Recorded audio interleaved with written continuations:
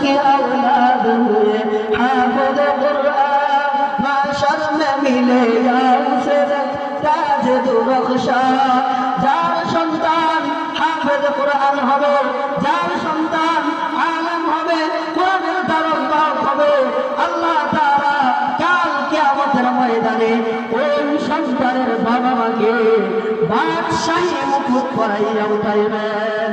মুসলমান ভাইরা আমার কথাগুলো দিন দিয়া বুঝবেন। যদি আপনার সন্তানকে হাফেজ বানান, আপনার সন্তানকে যদি আপনি আলেম বানান, যখন আপনার মৃত্যুর সময় এসে যাবে কি উপকারে করবে একটু 2 মিনিটে বলে দিচ্ছি।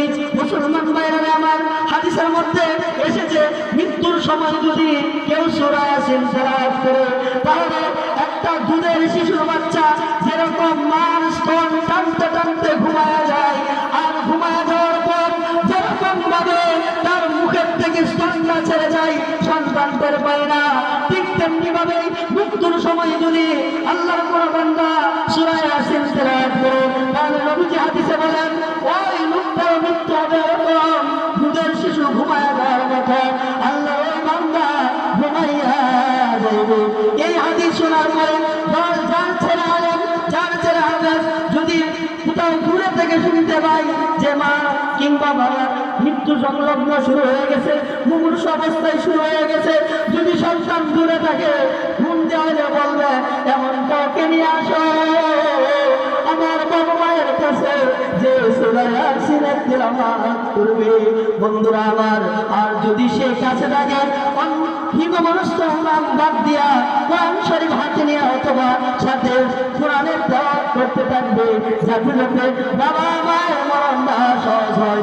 কিন্তু যদি আপনার সন্তানকে আলেম না বানাইয়া যান তাহলে কিন্তু আপনার সন্তানের কোনো উত্তর হবে না।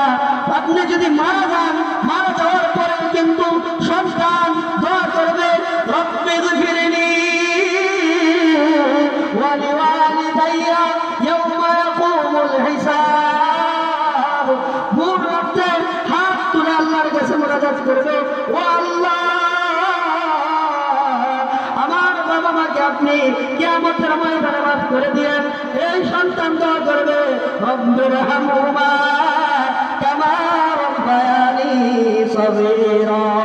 হে আল্লাহ আপনি আমার বাবা মার উপর রহম করেন, যেরকম ভাবে ছোট্টবেলায় তারা আমাদেরকে লালন পালন করেছেন, রহম করেছেন, এইভাবে দোয়া করতে থাকবে। কিন্তু আপনার সন্তানকে যদি কোরআনের শিক্ষা না দেন তাহলে এই দোয়া করবে না, বরং মিল্লাত করাবে।